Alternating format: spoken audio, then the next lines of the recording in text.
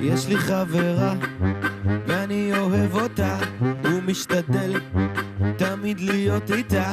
יוצאים לרחוב, אני שם אפטר שייב, היא עושה דפיקות עם נעלי עקב, גם בשוק סואן אני והיא לבד מחובקים ומתחבאים בצד. לי יש ז'קט מאור ולחולצה רכה, מרגיש גיבור נותן לה נשיקה. יש לי חברה והיא מהממת, אני אוהב אותה בלב, וכשהיא הולכת היא תמיד חוזרת, אני עליה רק חושב.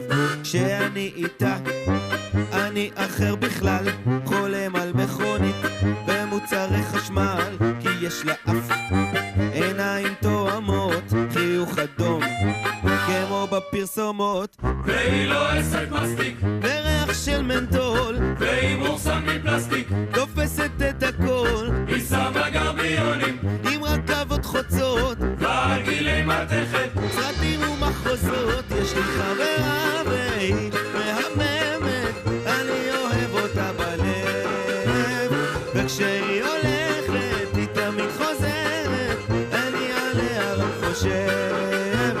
יש לי חברה ואני אוהב אותה, כשהיא בוכה אני שפוט שלה, מביא קפה מגש ועוגיות, נותן חיוך עושה שטויות, עליי מורחת עודם ולי זה לא אכפת, ויש לשנינו יחד בדיוק אותו מבט, אוהב שהיא כותבת באצבעות דקות וכשהיא מסתרקת עושה תנועות רכות. יש לי חברה והיא מהממת, אני אוהב אותה בלב, וכשהיא הולכת היא תמיד חוזרת, אני עליה רק חושב.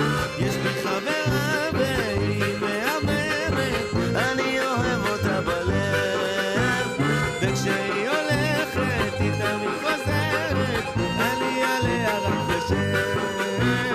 יש לו חברה והיא מהממת והוא אוהב אותה בלב, וכשהיא הולכת היא תמיד חוזרת והוא עליה רק חושב.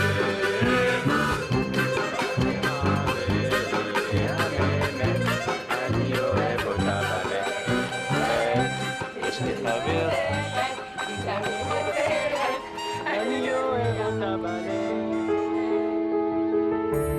Аз съм наистина един лимут динозавър и преди много години звъни по телефона звънък глас: искаш ли да помечтаем за лимут?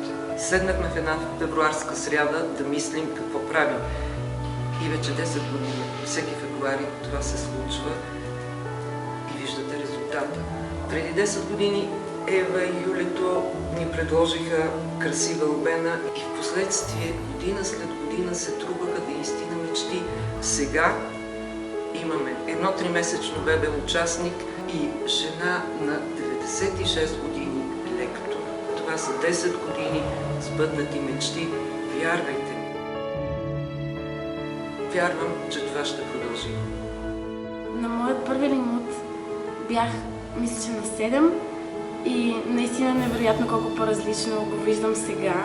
Тогава за мен лимут беше просто някакво забавление и изобщо наистина не знаех как се случват нещата. Нямах идея, че някой толкова се грижи, да е толкова приятно и всичко да бъде толкова подредено, толкова забавно. И сега, когато съм от другата страна за първа година, разбирам, че е наистина много по-различно и още по-хубаво.